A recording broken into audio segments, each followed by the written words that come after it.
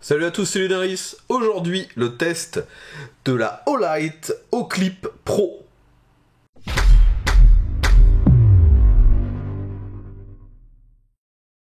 Donc les amis, si vous suivez régulièrement mes tests de lampe, vous avez dû voir il y a environ 6 mois le test de cette petite lampe, une lampe qui se clipse, d'où son nom, la Oclip. Aujourd'hui, on est sur le même format, mais en bien plus grand. Il s'agit de la version Pro. Donc vous voyez que ça reprend la même esthétique, mais avec un format bien sûr plus grand. Ça intègre d'ailleurs maintenant 3 lentilles au lieu d'une, ce qui permet d'augmenter le nombre de fonctions. Et bien sûr, il y a une plus grosse batterie pour plus d'autonomie, plus de performance également. Donc comme d'habitude, afin de vérifier les capacités de cette lampe, j'ai bien sûr fait un test en intérieur puis en extérieur. Je vous montre ça tout de suite. Donc les amis, on commence le test de cette Oclip Pro dans mon grenier. Donc là, elle est visible parce qu'elle est légèrement éclairée par la Oclip normale, l'ancien modèle que j'ai installé sur ma casquette. Vous voyez que la Pro se distingue parce que maintenant on a 3 objectifs, enfin 3 optiques, 3 lampes. Et on a sur le côté un petit bouton qui permet de sélectionner l'éclairage qu'on désire. Donc on peut éclairer large, loin ou rouge. Donc j'appuie sur le bouton et là j'éclaire large et je suis bien sûr sur le paramètre faible. Donc actuellement on est à 10 lumens. Et pour être tout à fait honnête, c'est déjà suffisant pour se déplacer en intérieur. On a un éclairage qui est quand même pas mal. Par contre, si on veut vraiment être avec une bonne capacité d'éclairage, on se met en moyen. Et là, on passe à 100 lumens. Vous voyez tout de suite que c'est infiniment plus facile de distinguer ce qui se passe devant nous. Je peux me mettre sur le mode élevé. Maintenant, on est à 300 lumens. Donc là, il n'y a vraiment plus aucune difficulté. On voit parfaitement bien même ce qu'il peut y avoir à l'autre bout de la pièce. Et si je me mets en mode turbo, là on arrive à 500 lumens. Et de nouveau, hein, à l'œil, on voit la différence entre élevé et turbo. À la caméra, c'est pas flagrant. Hein. Donc voilà l'éclairage qu'on a en utilisant la lampe large. Et clairement, ça éclaire quasiment aller à peut-être 120, 130 degrés. Je suis presque obligé de tourner la caméra afin de vous montrer les bords de l'éclairage. On n'a pas non plus 180 degrés, hein, mais ça éclaire quand même très large. Maintenant, donc, je peux me remettre sur faible et je change le paramètre.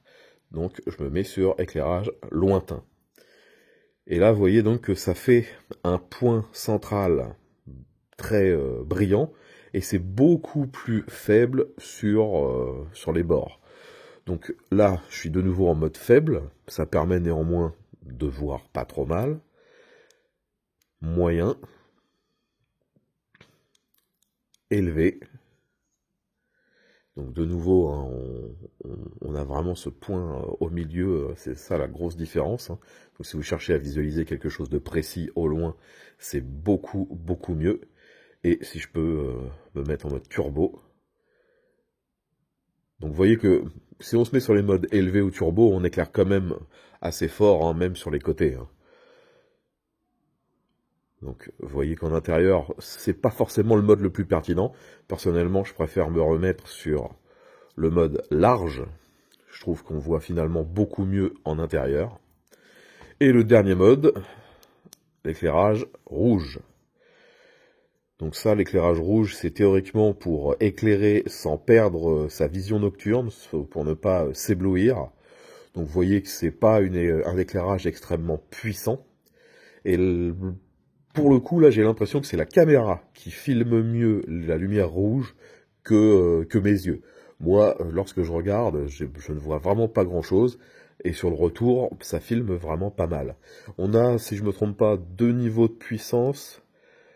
Ah voilà, non, c'est qu'on a un mode statique et un mode clignotant en mode rouge. Et on voit qu'en rouge, clignotant, ça éclaire plus fort.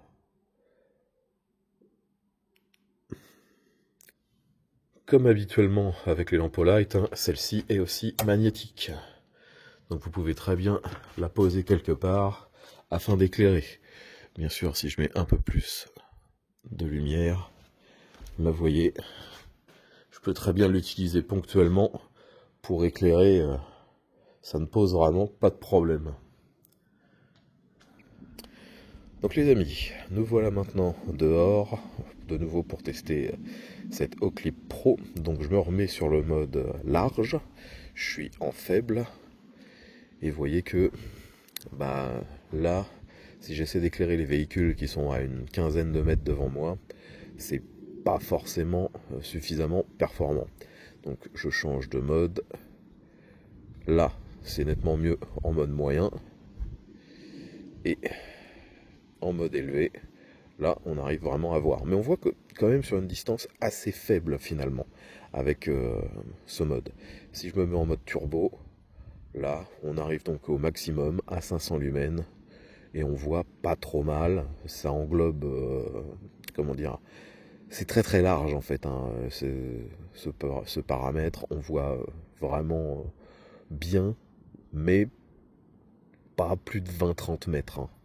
A l'inverse, si je me mets avec la lampe qui éclaire loin, là, vous voyez que sur la distance, il n'y a plus aucune difficulté. On peut vraiment regarder quelque chose beaucoup plus précisément. Ça ne pose aucun problème. Alors là, je suis en mode moyen, je crois. J'étais déjà en mode élevé. Donc là, vous voyez que si j'essaie d'éclairer ce bâtiment, aucun problème. Et même si j'essaie d'éclairer au-delà du mur, c'est-à-dire à les 50-60 mètres, c'est bon, on voit encore. La distance théorique est au-delà des 100 mètres. En réalité, vous verrez bien sur les 50-60 mètres. Mais c'est déjà vraiment pas mal. Et bien mieux que ce que faisait, bien sûr, la première Oclip. Donc vous avez pu constater que, comme d'habitude, avec les lampes Olight, ça éclaire très très bien. Et surtout, maintenant, avec cette version Pro, on a le choix. On peut éclairer large lorsque c'est nécessaire, on peut avoir un point plus focalisé lorsque vous avez besoin de vérifier quelque chose sur la distance, et vous avez même la fonction rouge, qui est maintenant beaucoup plus facile d'utilisation que sur la précédente Oclip, qui avait elle aussi le rouge, mais souvent on galérait un peu pour arriver à cette fonction. Donc comme je vous l'avais dit, elle est plus grande que la précédente, donc forcément la batterie elle aussi est plus grande. Je dirais même que, pour être exact, la batterie est quasiment au double de ce qui se faisait avant. Malheureusement par contre, comme précédemment, c'est une batterie qui est intégrée, donc vous ne pouvez pas la remplacer. Heureusement, le produit est lui garanti à vie, donc si vous avez un problème, vous contactez Olight et je pense qu'ils pourront vous réparer le produit. Comme habituellement, vous pouvez voir que la finition est juste parfaite. En plus, moi, j'ai une version avec un dragon et des logos astrologiques. Franchement, elle est magnifique. Donc vous pouvez l'avoir aussi dans des coloris plus sobres si vous le désirez. Mais je le rappelle, Olight, c'est aussi pour le côté un peu bijoux qui sont maintenant très connus dans le monde des lampes. Et aussi, une excellente surprise, finalement, cette nouvelle Oclip Pro n'est pas beaucoup plus chère que la Oclip de base. Donc, le modèle de base est toujours en vente. Actuellement, si je me trompe pas, elle est à environ 35 €. Et pour environ 10 € de plus, vous pouvez avoir la version Pro. Donc, clairement, si vous vous posez la question, je vous invite tout de suite à prendre plutôt le modèle Pro, qui n'est pas finalement beaucoup plus encombrant à l'usage, mais qui sera beaucoup plus simple, parce que on a justement maintenant le bouton qui permet de choisir quelle lampe utiliser. C'est franchement beaucoup plus pratique au quotidien, beaucoup plus intuitif. Enfin voilà les amis, je pense avoir fait le tour des caractéristiques de cette nouvelle lampe. Si vous avez des questions, bien sûr, l'espace commentaire est là pour ça, et je vous mets aussi un lien vers le site de Olight, où vous retrouverez toute la description complète de cette lampe. Pensez également à regarder dans la description s'il n'y a pas un code promo, ça pourra vous faire gagner quelques euros si vous désirez en commander une. Comme d'habitude, je vous remercie d'avoir regardé cette vidéo dans son intégralité. Si elle vous a plu, pensez à mettre un pouce vers le haut, à la partager sur les différents réseaux sociaux. Et je vous dis à bientôt pour un nouveau test. V à tous.